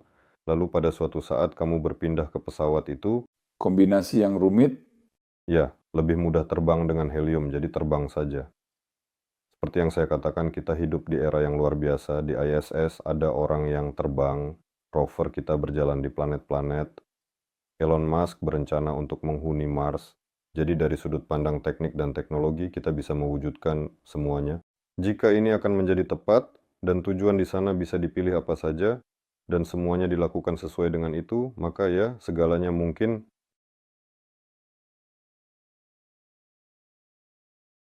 Jadi mengapa dirigible sebenarnya memang membutuhkan sayap ekor yang begitu sangat besar? Saya tidak tahu tentang itu. Untuk keindahan, Tidak, bukan untuk keindahan tetapi untuk pengendalian. Namun ini semua sudah diperhitungkan. Ini bukan hanya sekadar begitu saja. Ada kecepatan tertentu pada dirigible, ada sedikit aliran udara yang mengalir di sekitarnya. Ia memiliki massa sendiri, pusat, aplikasi gaya, dan seterusnya dan sebagainya. Dan jika kita mengalihkan sedikit sebagian aliran di sana, maka akan muncul usaha di tempat tertentu dan di sana perangkat akan dikendalikan dengan benar. Dan setelah menghitung secara kasar bagian mana dari aliran udara yang perlu dialihkan agar seluruh struktur ini berputar ke arah tertentu, didapatkanlah luas ini. Sebenarnya ini terjadi karena perhitungan. Itulah sebabnya ukurannya begitu besar saja. Dan ada beberapa dari mereka. Di sana sayap bertanggung jawab untuk banyak hal, baik untuk belokan maupun untuk meluncur. Mereka memiliki banyak fungsi. Kita bisa membicarakan ini secara terpisah nanti dengan orang-orang yang sebenarnya khususnya menangani perhitungan dinamika penerbangan dan lain-lain, agar mereka menjelaskan apa tanggung jawab sirip ekor, karena mereka juga dibagi menjadi bagian atas dan bawah, ekor dipotong menjadi dua. Setir, sayap, dan lainnya akan diceritakan. Bagus ya, ngomong-ngomong, kita perlu memanggil dinamis perhitungan. Biarkan mereka menjelaskan mengapa itu begitu besar. saya sama sekali tidak berpikir bahwa pertanyaan seperti itu bisa ada. Pertanyaannya bersifat teknis, orang-orang tertarik. Ya, mungkin kamu pernah ke Cina, hanya saja tidak melihatnya, tetapi kami telah mengadakan beberapa webinar teknis di mana ada spesialis sertifikasi. Saya hanya terkejut dimanapun di dunia ketika sebuah proyek diluncurkan, semuanya berjalan dengan begitu antusias. Tapi momen teknis seperti ini hanya menarik bagi orang Rusia. Spesifikasi cara berpikir kita, jika kita melakukan sesuatu, kita harus menggali sampai ke akar-akarnya. Bagaimana molekul-molekul ini bergerak dalam helium, Depu? Mungkin pertanyaan seperti itu juga akan muncul. Ketika ingin mencampurnya dengan hidrogen, kita perlu memahami bagaimana semuanya akan bergerak di sana. Sudah kemungkinan besar ya ada pertanyaan, sebenarnya kita memiliki negara yang jarang dibicarakan. Ia tetap merupakan negara udara dan luar angkasa, tidak bisa disebutkan dengan cara lain. Kita memiliki negara helikopter, negara luar angkasa, dan sebelumnya semuanya baik-baik saja dengan pesawat, sedangkan untuk pesawat tempur saat ini secara keseluruhan tidak begitu buruk. Kami telah membangun dirigible kami sendiri, dan mereka ada di Kekaisaran Rusia, di Uni Soviet, dan di Rusia modern, dan mereka akan ada karena kami membangunnya. Dan kami memiliki banyak insinyur yang dilatih di semua bidang penerbangan, tema, dan seterusnya. Singkatnya, kami benar-benar negara yang berfokus pada udara. Megaum, meskipun banyak yang pergi, saya melihat masih ada banyak orang cerdas yang tersisa membangkitkan, memulai. Ya, dan generasi muda saat ini memberikan harapan yang sangat besar dan penuh semangat serta optimisme. Ada adik laki-laki, saya melihat mereka pikirkan, berkomunikasi, dan mengarahkan tujuan mereka. Mereka sangat rasional, mereka menyukai sains. Lihat semua medalis ini, matematika, kimia, fisika, ini adalah siswa sekolah Rusia pecatur. Seperti yang kamu katakan dengan benar, negara ini mengalami penurunan dan kenaikan. Daya yang sangat kuat. Ya, bisa dibilang bahwa kita sekarang sedang dalam fase naik. Secara keseluruhan, jadi kita sudah mengobrol.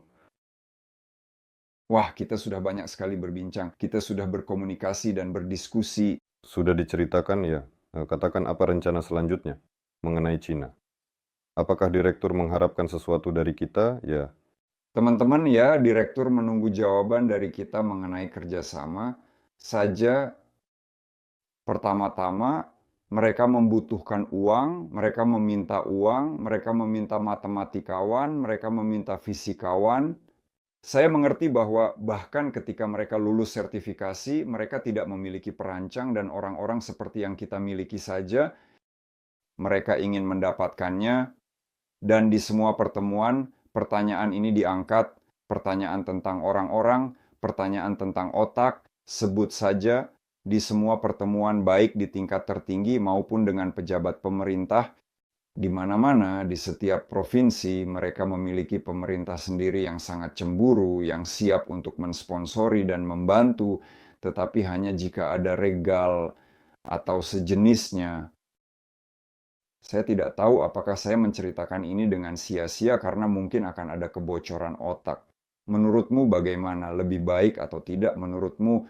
ke Cina. Ya, saya rasa tidak akan terjadi ya. Kenapa? Segala sesuatunya berjalan dengan sangat baik di sini. Para insinyur dan pengemudi balon udara. Tentu saja mulai memiliki ide untuk pindah ke suatu tempat agar dapat mewujudkan pengembangan, gagasan, dan impian mereka. Tapi kami telah memulai proyek dan mereka sangat senang dan bahagia bahwa di Rusia telah dimulai sebuah gerakan. Jadi saya pikir sekarang orang-orang dari luar negeri juga akan tertarik kepada kami ketika mereka melihat dinamika kami. Kami akan menarik otak-otak mereka. Ya, tentu saja, tentu saja. Kita harus mulai berpikir dengan otak kita sendiri. Namun, bantuan apa yang akan diberikan kepada teman-teman kita dari China saat ini, saya bahkan tidak tahu. Saya tidak bisa berasumsi. Nah, ini sebenarnya bukan pertanyaan saya lagi. Saya sudah menceritakan semuanya secara objektif. Banyak catatan, banyak materi, banyak pertemuan, tapi bagaimana kita akan bersikap terhadap perusahaan yang akan memproduksi dirigible di China, saya tidak tahu saja. Mungkin, tapi yang pasti kita adalah semacam mitra. Kita berhubungan dengan tema-tema tersebut. Rekan-rekan penerbang udara setidaknya, Saja itu, ya kita harus menyelesaikan webinar. Kita hampir mendekati pukul 2, hari ini kita tidak melewatinya. Itu sudah luar biasa. Hari ini adalah hari Jumat. Pasti banyak yang ingin bersantai, menghela napas, dan pergi beristirahat. Satu-satunya hal yang ingin saya minta sedikit lebih dari Anda adalah untuk menyukai, membagikan, dan memilih video atau berita terbaik. Kirimkan kepada teman, sahabat, ibu, atau ayah. Cukup bagikan informasi ini, sangat penting bagi kami agar informasi ini menyebar. Lagi pula, proyek ini adalah milik rakyat, dengan pendanaan dari rakyat. Sangat kirimkan tautan referensi dari akun Anda, ini juga sangat penting. Saya sangat suka cerita tentang Sergei Semyonov. Dalam proyek-proyek sebelumnya, saya pertama kali memahami dengan baik apa itu kekuatan dari hanya satu repost.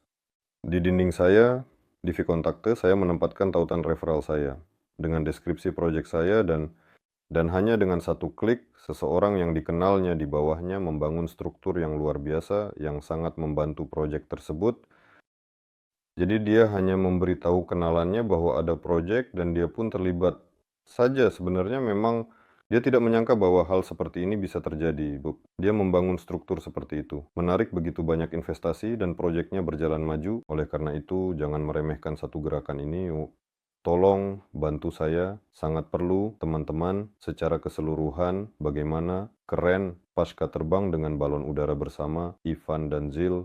aku iri. Aku iri pada Zili. Andre telah kembali dari Cina, sementara kami di sini di Rusia sedang menggali tanah, jadi kami bergerak maju bersama dengan Anda. Nantikan berita menarik, Pem. Terima kasih semuanya, sampai jumpa. Terima kasih semuanya teman-teman. Keren.